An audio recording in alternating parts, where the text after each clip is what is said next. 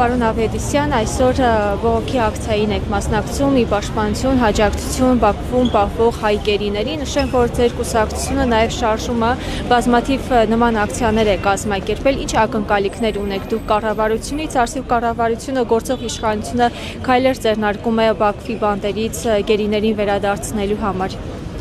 Դուք ինքներդ տենում եք արդեն ինչքան ժամանակահատված է, որ այդ հարցը բարձրացվում է տարբեր ատյաններում, միջազգային ատյաններում։ Մեր ժողովրդի մեջ մեծ քարոզարշավ է գնում է դրա մասին, որ ժողովուրդը դուրս գա, պայքարի,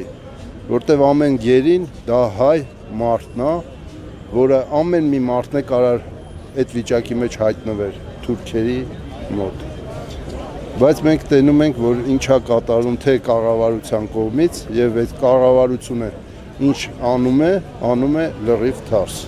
Լրիվ թարս է գնում, որովհետեւ զիջումներ գերիների մասին ընդհանրապես խոսք չի գնում, ընդհանրապես չեն բարձրացնում իրանց կողմից միջազգային ատյաններում այդ հարցը, մեկ ինչ որ փոքր ելույթներ են ունենում, սենց ասեմ, սակայն ոչ մի արդյունքի դա չի բերում, որովհետև միջազգային ատյաններն է, միջազգային կազմակերպություններն է, իրանք է տենում են, թե մեր կառավարությունը ոնց է դրան նայում, այդ նույն ձևել ինքն է վերաբերվում մեր հանրապետությանը եւ այդ մեր գերիներին։ Ինչա կարելի ասել, այստեղ խոսք էլ չկա, չես կարող արդեն այս երկար ժամանակահատվածը մենք տենում ենք մեր գերիներին ոնց են սպառնում, ոնց են բանտերում վերաբերվում, ոնց են դատավորություն սկսել եւ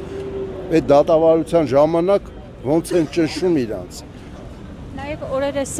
հայտարարվեց այն մասին, որ խաղաղության պայմանագրի երկու չհամաձայնեցված կետերը արդեն համաձայնեցվել են, ուղղակի մնում է տեղը որոշեն, որտեղ են կնքելու, ու Փաշինյանը նաև նշել է, որ այո, ստորագրելու է այդ փաստաթուղթը։ Այս փաստաթուղթը ինչպես է անդրադառնալու Բաքվում պահվող գերիների վրա։ Դե դուք տենում եք, որ այդ փաստաթուղթը ոչ մի կլինի այդ խաղաղության գերիներին վերադարձնելու։ Ոչ, այդ փաստաթղթի մեջ ես չեմ տենում ոչ մի բան, ոչ մի կետ, որը խոսում է գերիների մասին։ Իսկ առաջնահերթ իրանք կարող են այդ կետ մտցնեին գոնե, որ անպայման գերիները պետքա վերադարձնեն։ Սակայն տենում ենք այդ փաստաթուղթը օդային ինչ-որ մի բան է, որը ոչ մի լավ բանի ժողովրդին չի բերելու, որովհետև երբ որ ագրեսորը կուզենա հարձակվի Հայաստանի վրա, հայ ժողովրդի վրա, հայ պետության վրա, ինքը իր հարցերը կլուծի եւ կհարձակվի, որովհետև դուք տենում եք այս վերջի օրերը իրանք արդեն սկսել են սադրանքները եւ հայտարարում են, որ հայ կողմը ինքն է սադրանքներ կատարում։ Սակայն մենք շատ լավ հասկանում ենք, որ մեզ հիմա ձեռ չի տալի, որ մենք սադրանքներ կատարենք ադրբեջանական սահմանին, բայց իրանք ամեն ինչը տանում են նրան, որ կոնֆլիկտի բերեն եւ ուզած վաղ իրանց պատերազմը սկսեն, վերցնեն Սյունիքը, վերցնեն մեր